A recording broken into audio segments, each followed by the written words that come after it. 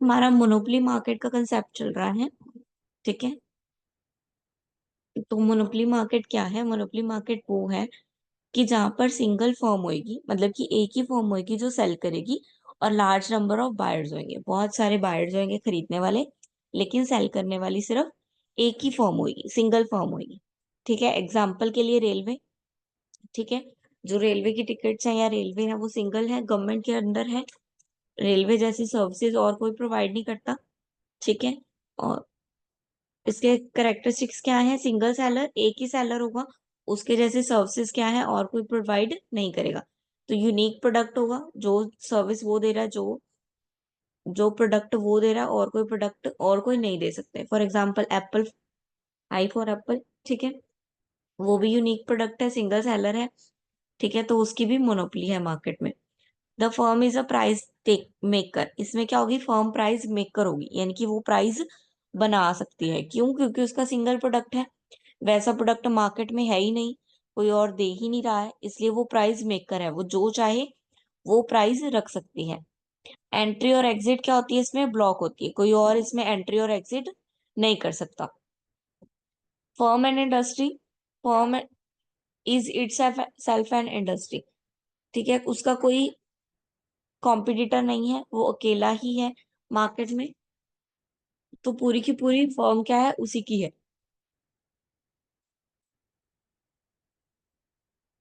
Y monopolies arise? Arise कैसे? Ownership of key resources. कुछ resources पे ओनरशिप आ गई लोगों की। ठीक है। कुछ रिसोर्सेज को लोगों ने ओनरशिप पे ले लिया, जिसके डुप्लीकेट बन ही नहीं सकते, इसलिए क्या अराइज हो गई? मोनोपोली अराइज हो गई। ठीक है। Then legal barriers by the government. Government ने लीगल बैरियर्स लगा दिए। लाइक गवर्नमेंट ने, अब रेलवे है, कोई और रेलवे खोल सकता है? नहीं ना, वो गवर्नमेंट का सेक्टर है ना सिर्फ, इसलिए। तो गवर्नमेंट के बैरियर्स लग गए। इकोनॉमी ऑफ स्केल लार्ज हो गया। अब demand curve in monopoly. Demand curve कैसे होती है मोनोपोली में? मोनोपोली इज द इंडस्ट्री और market demand and is therefore downward sloping. ठीक है। Price will exceed marginal revenue become the monopolistic must lower price to boost sale and can't price discrimination in most cases. The marginal revenue curve is below the demand curve. Margin revenue जो होगा वो demand curve से नीचे होगा, और जो demand curve होगी वो हमारी स्लोपिंग डाउनवर्ड होगी। नाउ ये हमें प्राइस दिया हुआ है, ये क्वांटिटी दी हुई है, टोटल रेवेन्यू निकालना है। टोटल रेवेन्यू का फॉर्मूला क्या है? Price into quantity. प्राइस को क्वांटिटी से मल्टीप्लाई कर दो तो टोटल रेवेन्यू आ जाएगा। 11 इंटू 0 0, 10 इंटू 1 10, 9 इंटू 2 18, 8 इंटू 3 24। ठीक है। टोटल रेवेन्यू निकाल दिया। अब एवरेज रेवेन्यू निकालना है। एवरेज रेवेन्यू कैसे निकलेगा? टोटल रेवेन्यू को जब क्वांटिटी से डिवाइड कर देंगे। ठीक है। 10 डिवाइड बाय 1 10, 18 डिवाइड बाय 2 9। ठीक है। एवरेज रेवेन्यू आ गया। अब मार्जिनल रेवेन्यू निकालना है, तो मार्जिनल रेवेन्यू का फॉर्मूला क्या है? टोटल रेवेन्यू में से जो भी चेंज है उसका पिछला वो माइनस कर देंगे। ठीक है। पहला खाली, फिर 10 में से 0 10, 18 में से 10 8, 24 में से 18 6, 28 में से 24 4, 30 में से 28 2, 30 में से 30 0, 28 में से 30 -2, 24 में से 28 -4। ठीक है। ये एवरेज मार्जिनल रेवेन्यू हो गया। अब इसको हम अपने कर्व में शो कर देंगे, कर्व डायग्रामेटिकली शो कर देंगे। यहाँ पे प्राइस, यहाँ पे क्वांटिटी। तो प्राइस के अकॉर्डिंग पहले 10 था, फिर 9 हुआ, 8 7 6 5 4, ये इधर जाता रहा, क्वांटिटी बढ़ती रही। ऐसे ही है ना? देखो, प्राइस 10 11 से शुरू हुआ, 11 10 9 8, यहाँ पे 3 के आगे 8 है, तो मतलब कि क्वांटिटी 8 और यूनिट 3। क्वांटिटी 8 यूनिट 3, ये रहा। ठीक है। ये क्या है? कर्व डाउनवर्ड स्लोपिंग, जो वो बोल रहे हैं। Then monopoly demand and marginal revenue curve. अब डिमांड कर्व तो हमने दिखा दी, ये वाली ब्लू लाइन वाली। अब इसकी मार्जिनल रेवेन्यू भी दिखाने। मार्जिनल रेवेन्यू यानी कि ये वाला 10, 8, 6, 4, 2, 0, -2 और -2। तो ये हम शो करेंगे डायग्रामेटिकली। ये sloping downward, it goes to 0, then -2 and then -4। When a monopoly increase the amount it sell, it was to effect on total revenue। ठीक है, जब मोनोपोली इंक्रीज करती है सेल करना, ठीक है, टू इफेक्ट पड़ते हैं। कौन कौन से? आउटपुट इफेक्ट और प्राइस इफेक्ट। आउटपुट इफेक्ट क्या है? More output is sold, quantity is higher, price falls so P is lower. ज्यादा प्रोडक्ट बिक रहे हैं तो प्राइस क्या है? लो है। Monopoly maximise profit by producing the quantity at which marginal revenue equal to marginal cost. वो कह रहे हैं जितनी कॉस्ट उसकी पड़ी है उतना ही उससे रेवेन्यू जनरेट हो जाए तो ही उसको क्या हो सकता है? मैक्सिमम प्रॉफिट हो सकता है।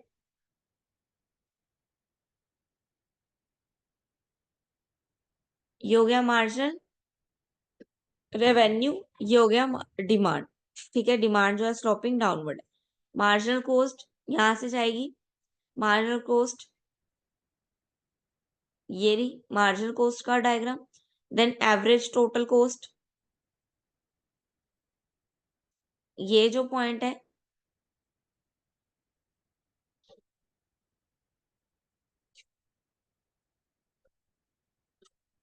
ये पॉइंट तक, यहां से लेके ये पॉइंट तक हमें क्या होगा? प्रॉफिट होएगा।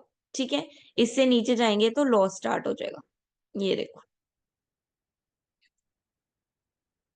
ये क्या है? ये मोनोपोली का प्रॉफिट है। अगर इससे नीचे जाता है तो ये प्रॉफिट जो है वो लॉस में चेंज हो जाएगी।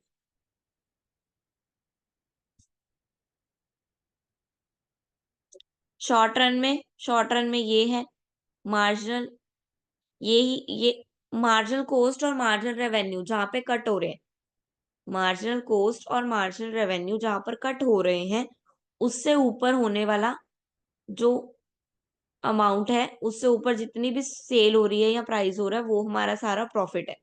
ठीक है, और उसके बाद मार्जिनल डिमांड से ऊपर अगर कुछ चला जाता है, अगर कुछ मार्जिनल डिमांड जो कुछ भी अगर डिमांड से ऊपर चला जाता है, डिमांड से ऊपर चला गया तो यहाँ पे हमें क्या हो रहा है? यहाँ पे हमें लॉस हो।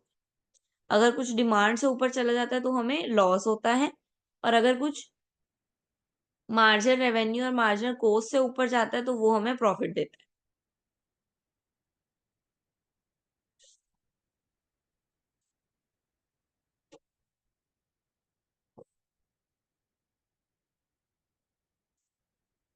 देन इन लॉन्ग टर्म में भी सेम ही है, बस लॉन्ग टर्म में क्या है? सबके सब वेरिएबल फैक्टर्स हैं। ठीक है, लॉन्ग टर्म में सबके सब वेरिएबल फैक्टर्स हैं। इसकी कर्व चेंज हो जाएगी। ठीक है, एवरेज कॉस्ट की कर्व यू में चली जाएगी, ये मार्जिनल कर्व। फिर मार्जिनल कॉस्ट, ये कॉस्ट की लाइन है, ये ये रेवेन्यू की लाइन है। ठीक है, यहाँ पे ये कट हो रही है, इससे ऊपर जो होगा वो हमें प्रॉफिट होएगा।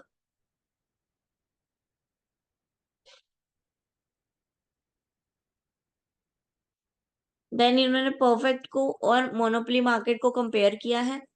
परफेक्ट हमने कल पढ़ा था। परफेक्ट में क्या था? लार्ज नंबर ऑफ बायर्स होते हैं और लार्ज नंबर ऑफ सेलर होते हैं। मतलब कि बहुत सारे बायर्स हैं और बहुत सारे सेलर्स हैं। ठीक है, both buyers and seller are price taker. वो जो है वो प्राइस टेकर है, यानी कि वो प्राइस बनाते नहीं है। जो बना हुआ प्राइस होता है वो उसी पे ही प्रोडक्ट को सेल करते हैं। लेकिन मोनोपोली में क्या है? वो प्राइस मेकर है, वो प्राइस बनाते हैं।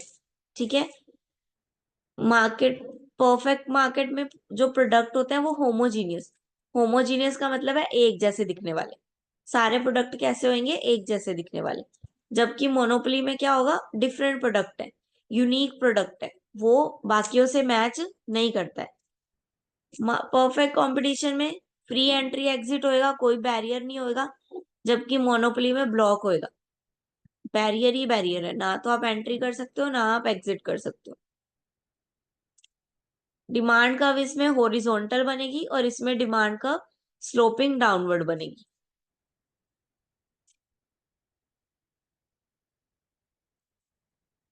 इसमें जो प्राइस होगा वो मार्जिनल कॉस्ट प्रॉफिट होगा जो, वो मार्जिनल कॉस्ट और एवरेज कॉस्ट के इक्वल होने पर होगा। ठीक है। परफेक्ट कंपटीशन में प्रॉफिट कब होता था? जब मार्जिनल कॉस्ट और एवरेज कॉस्ट बराबर हो जाती थी। मोनोपोली में प्रॉफिट कब होगा? जब मार्जिनल कॉस्ट और एवरेज कॉस्ट से अबव जितना भी होगा वो क्या होगा? इसका प्रॉफिट होगा। ठीक है। लॉन्ग रन कंपटीशन में नॉर्मल प्रॉफिट होता है, इसमें लॉन्ग टर्म में सुपर प्रॉफिट होता है। इसमें कंपटीशन हाई होता है, परफेक्ट मार्केट में हाई कंपटीशन होता है क्योंकि सेम प्रोडक्ट है, बहुत सारे सेलर्स हैं। ठीक है। और मोनोपोली में कोई कंपटीशन नहीं होता क्योंकि यूनिक प्रोडक्ट है और बाय करने वाला सेल करने वाला एक ही पर्सन है। Each firm has a small small share of market. इसमें हर फर्म का एक स्मॉल शेयर होता है क्योंकि बहुत सारे बायर्स हैं, तो बहुत सारी फर्म्स मिलाकर एक इंडस्ट्री बनाते हैं।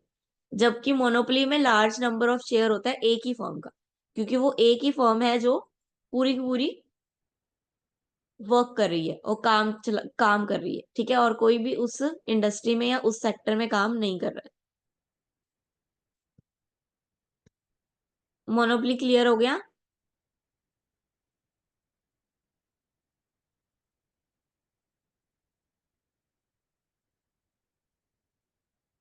हाँ जी। मोनोपोली चैप्टर क्लियर हो गया?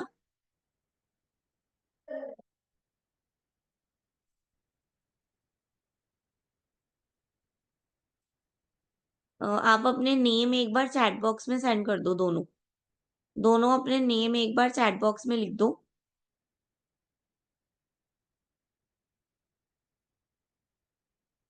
Right your name in a chat box, ताकि मैं आपकी अटेंडेंस लगा सकूं।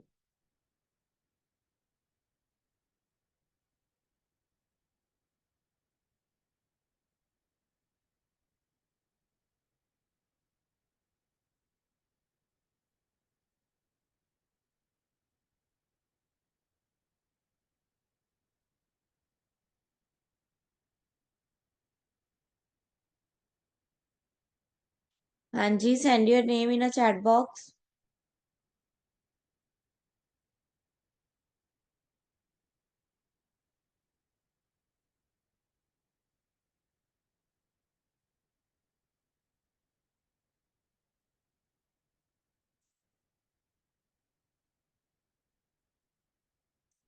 मनप्रीत और दिलप्रीत। मनप्रीत, आप भी इकोनॉमिक्स के स्टूडेंट हो?